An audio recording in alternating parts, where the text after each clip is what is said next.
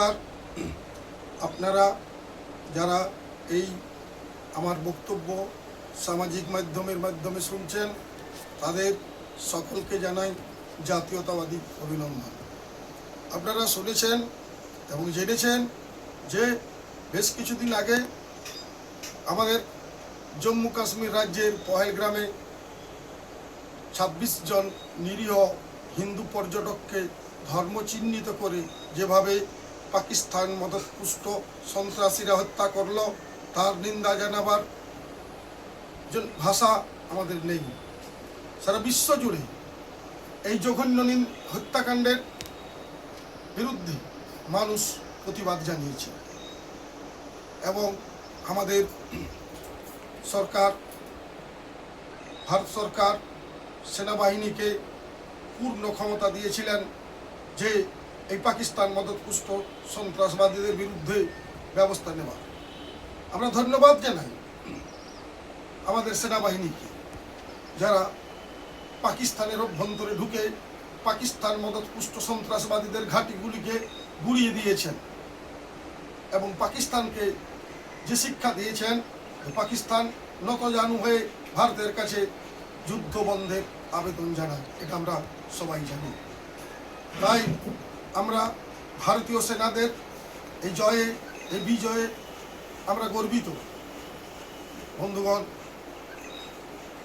এই সন্ত্রাসী কাণ্ডে নিয়ে বিশ্ব জুড়ে ইউরোপ এবং আমেরিকার ক্ষেত্রে আমরা দ্বিচারিতা লক্ষ্য করি। যখন ইউরোপ এবং আমেরিকার দেশে সন্ত্রাসের হানা হয় তখন তারা এক ধরনের ব্যবস্থা নেয়, তখন তারা সন্ত্রাসীদের বিরুদ্ধে পাল্টা ব্যবস্থা নেয়। আর যখন ভারত আক্রান্ত হয় তখন ভারতকে পরামর্শ দেওয়া হয় যে যুদ্ধ ঠিক নয়।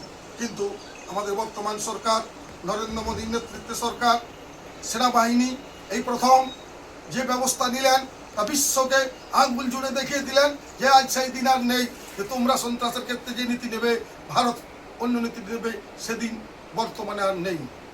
তাই আমরা গর্বিত, আমরা ভারতবাসী হিসাবে আজ গর্বিত আমাদের সেনার ভূমিকা নিয়ে। আমাদের সরকার এই জঘন্য ঘটনাকে কেন্দ্র করে সর্বদলীয় বৈঠক ডেকেছেন এবং সর্বদলীয় এই ব্যাপারে ঐক্যমত্যের প্রস্তাব দিয়েছেন।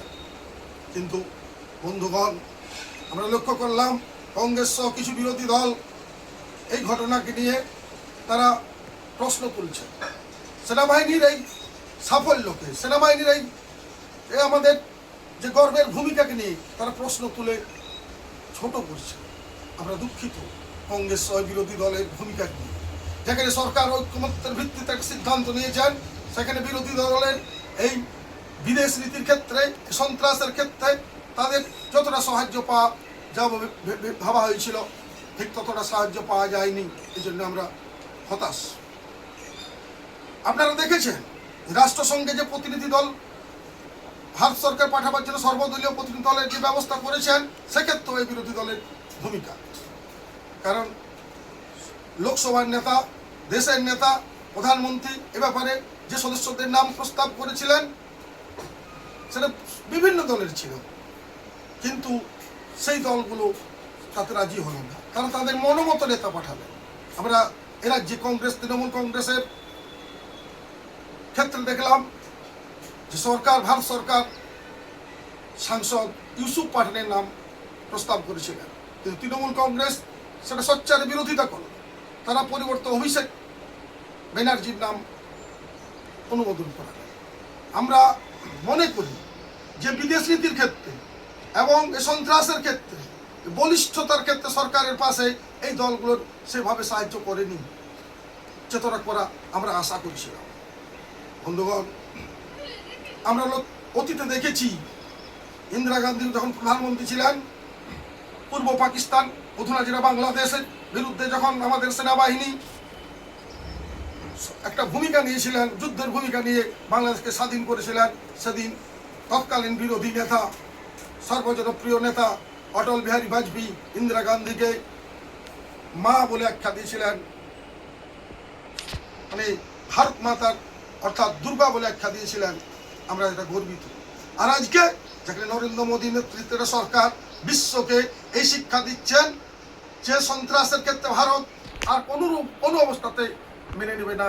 তাই আমরা আগামী দিনে এই ভারতবর্ষের এই বিরোধী রাজনৈতিক দলগুলোর ক্ষেত্রে আমরা আশা করব যে তারা সরকারের পাশে অন্তত এই আমাদের সন্ত্রাসের ক্ষেত্রে সহযোগিতা করবেন। রাজনীতি আছে, রাজনীতি আপনারা করুন, বিভিন্ন ক্ষেত্রে রাজনীতি হয় আমরা জানি, কিন্তু সন্ত্রাসের ক্ষেত্রে, সন্ত্রাসের মতো জঘন্য ঘটনার ক্ষেত্রে সর্বদলীয় ঐক্যমত্য না হলে সন্ত্রাসকে প্রতিহত করা অসম্ভব। পরিশেষে আমরা জনগণকে, ব্যক্তিগতভাবে আমি সমগ্র জনগণকে আবেদন এবং অনুরোধ জানাই, আসুন সেনাবাহিনীর গর্বকে, সেনাবাহিনীকে সাফল্য জানাই। আমরা ভারতীয় সেনা তার অতীত বর্তমান আজ বিশ্বের দরবারে আমাদের সম্মানকে, আমাদের মাথাকে উঁচুতে তুলে ধরেছে। তাই আগামী দিনেও আমরা সেনার পাশে থাকবো, যেমন অতীতে ছিলাম। আমরা সর্বদা আমাদের ভারতীয় সেনার জন্য গর্বিত। তাই বন্ধুগণ, আমি ভারতীয় সেনাদের পাশে আমাদের দেশবাসী যে ভাবে দাঁড়িয়েছেন তার জন্য সবাইকে ধন্যবাদ জানিয়ে আমি আমার সংক্ষিপ্ত বক্তব্য শেষ করলাম। নমস্কার।